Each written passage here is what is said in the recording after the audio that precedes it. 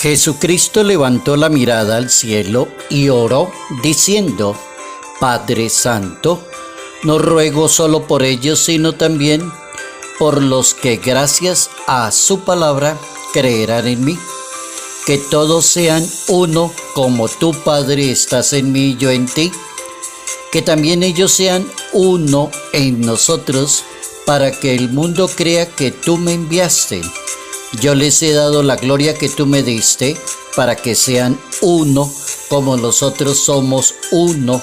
Yo en ellos, tú en mí, para que sean perfectamente uno, y el mundo conozca que tú me has enviado, y que los has amado a ellos como me amaste a mí. Quiero que los que tú me diste estén conmigo donde yo esté, para que contemplen la gloria que me has dado, porque ya me amabas antes de la creación del mundo. Evangelio según San Juan, capítulo 17, versos 20 al 26.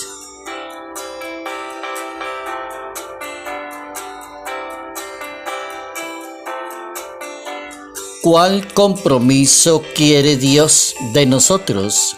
Notas amables a la palabra de Dios, jueves 16 de mayo, año 2024.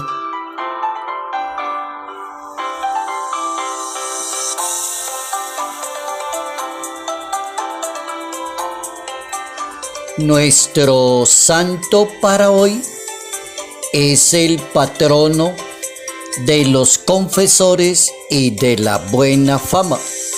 Es bien interesante la santidad de San Juan Nepomuceno, italiano. Es el modelo de lo que significa la protección y la fidelidad de un sacerdote frente a un sacramento que se llama la confesión, y frente a lo que un sacerdote escuche en materia de confesión, que se llama sigilo sacramental.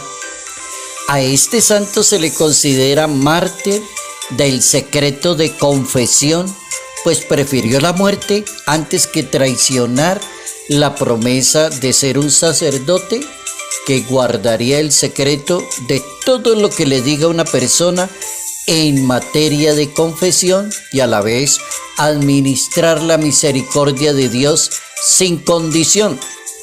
Eso tiene el sacramento de la reconciliación. Confesión de los pecados en la Iglesia Católica tiene dos elementos bien interesantes.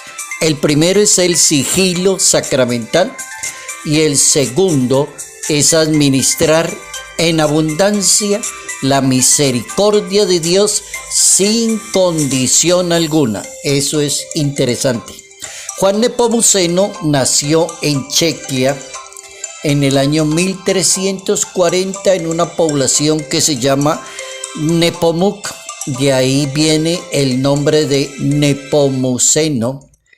Realizó el doctorado en la Universidad de Padua y fue párroco en la ciudad de Praga, vicario general del arzobispado, y el cardenal checo lo consideraba una persona de suma confianza. Fue el confesor de Sofía de Baviera. Ahí viene la historia de lo que significa propiamente el secreto de confesión de este santo. Confesó a Sofía de Baviera, que era la esposa del rey de Praga. Por ello el rey, como entró en cólera y en celos, porque se fue del sacerdote y le dijo que le tenía que contar de qué se había confesado la esposa de él. Y duró muy fuerte esa venganza. El santo se negó a revelar lo que había escuchado en materia de confesión. Después el mismo Wenceslao, el monarca, intentó apoderarse de un convento. El santo también se lo prohibió, y ante la negativa de revelar lo que había escuchado, el rey se llenó de cólera, lo mandó a torturar hasta que muriera y arrojar su cuerpo al río Moldava. Era el año 1393. el Código del Derecho Canónico, en la Iglesia Católica hay un canon que es el canon 983. Para todos los sacerdotes de la Iglesia Católica, el canon dice lo siguiente: el sigilo sacramental es inviolable. Está terminantemente prohibido a un sacerdote confesor descubrir lo que le diga el penitente de palabra, de cualquier modo, por ningún motivo. No hay excepciones, no existen excepciones para el sigilo sacramental en la Iglesia Católica. Un sacerdote no puede hablar a nadie lo que se dice en materia de confesión. Si sucede ese caso, hay un canon que es el 1388 que penaliza al sacerdote católico si comete ese error. Y el canon dice excomunión automática de ese sacerdote por haber revelado lo más sagrado, que es la intimidad, la confianza, la misericordia, la grandeza de Dios con un ser humano. La vida íntima de un ser humano está en juego. Por eso existe algo tan bello que solo lo manejan los sacerdotes, que se llama el sigilo, el secreto de confesión, el sigilo sacramental.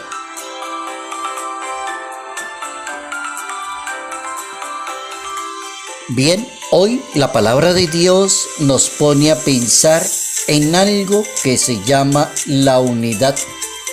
Y en ese algo que se llama la unidad, entonces es el deseo de Dios que todos sean uno, como el Padre, el Hijo y el Espíritu Santo son uno. ¿Cuál es el compromiso que quiere Dios? Nuestra frase para hoy: si Dios quiere que vivamos en unidad y no aparte, por allá escondidos, personas que no les gusta estar con los demás, o se cree superior a los demás, o nadie le sirve, eso no funciona para ninguna religión. Ninguna religión funciona así. Cualquier religión funciona si los que pertenecen a esa religión viven unidos, son hermanos, se aman, se respetan y viven en comunidad. Dios nos llamó a vivir en unidad. La frase para hoy, escogí dos frases del Papa Benedicto XVI. La primera: damos testimonio de Dios, pero viviendo en unidad. Si quiere dar testimonio de que es un buen católico, viva bien con las demás personas, relaciónese bien con las demás personas, maneje el respeto con las demás personas. 2.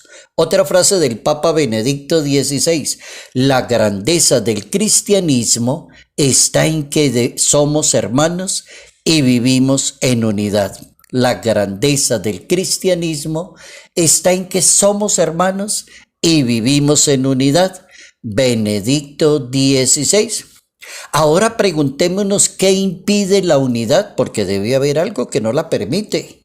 Como decir, miren, esa gente viven agarrados allá, el uno odia al otro, lo critica, lo persigue, y sin embargo la gente queda aterrada y dice, esta persona tranquila en misa y comulgando, ¿y cómo le hace de mal a los demás? ¿Será que alguien no le ha dicho algo? ¿No lo ha invitado a convertirse? Pues vamos a ver, ¿qué elementos impiden la unidad?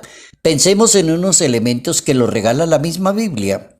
Por ejemplo, el orgullo impide vivir en unidad. La persona que en la vida parroquial, en la vida eclesial, se cree superior a los demás, prepotente y arrogante, soberbia, orgullo. Romanos capítulo 12.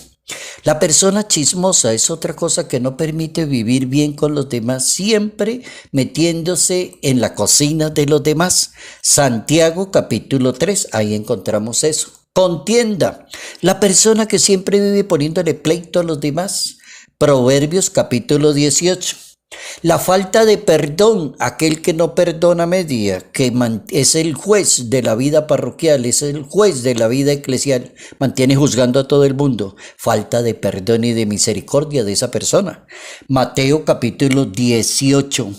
Hipocresía, que es tan común, terrible, como acaba con la vida eclesial, parroquial y vida pastoral, la palabra hipocresía. Romanos capítulo 12. ¿Cuáles son las consecuencias cuando una persona no logra vivir en unidad? La primera, la amargura, es una persona amargada. Hebreos capítulo 12. Es una persona de división. Es cuando ya la conocen y dicen, tenga cuidado con esa persona, siempre es formando la división, siempre es dañándole la vida al otro. Proverbios capítulo 6. ¿Cuáles son los beneficios de la unidad? Preguntémosle a la Biblia. El primero, el crecimiento de la persona madura.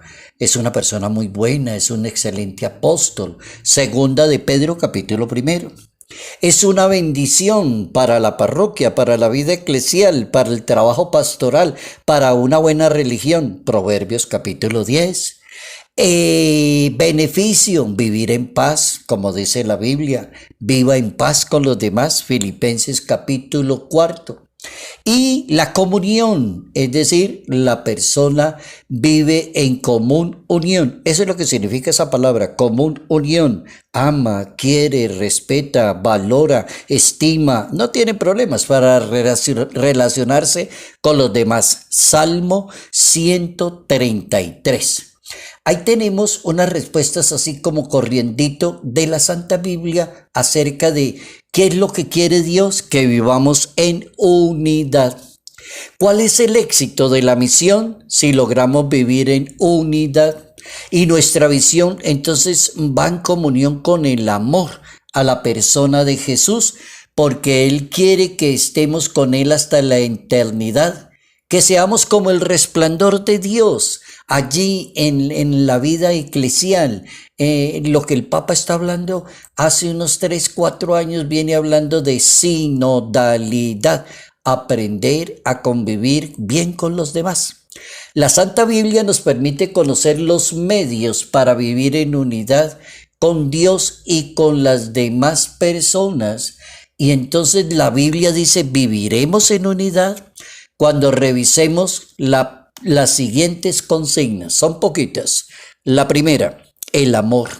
Viva siempre, ame a los demás. Ese es un mandato universal. Es el mandato de Dios, amar a los demás. No hay mayor amor que dar la vida por los demás. Evangelio de San Juan, capítulo 15. La segunda es crear la buena costumbre de ver lo bueno en los demás, no lo malo en los demás. Acostúmbrese a mirarle el lado amable.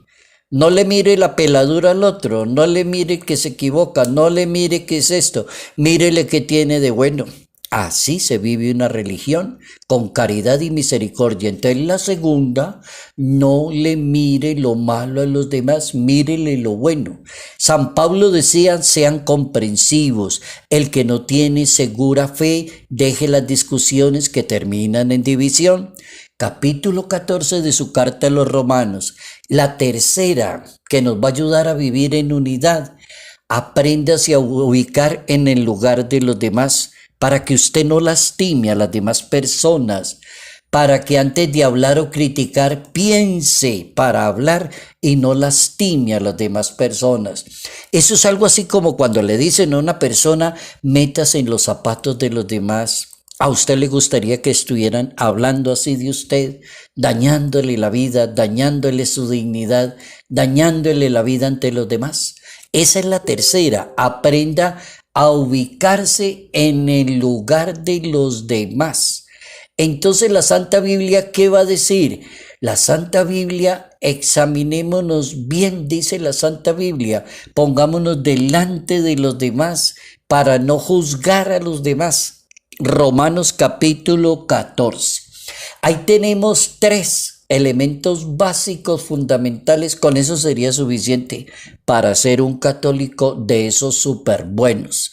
de esas personas apostólicas, serviciales, alegres, trabajadoras, no sienten envidia, no les preocupa nada, siempre miran lo bueno de los demás y cómo darle la mano a los demás.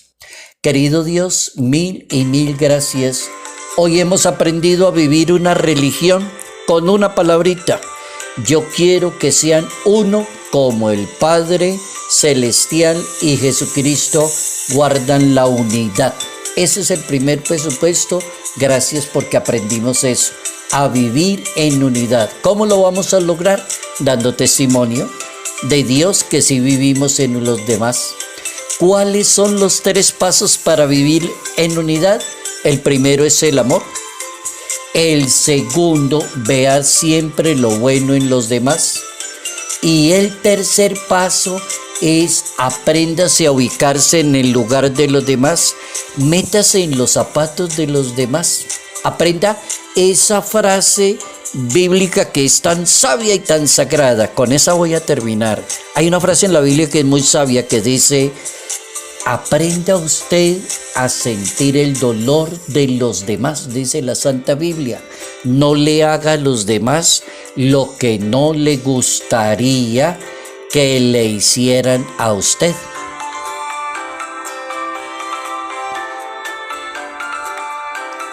Salud, paz y bendición, bendición en el nombre del Padre, del Hijo y del Espíritu Santo. Padre Jairo Yate Ramírez, Arquidiócesis de Ibagué.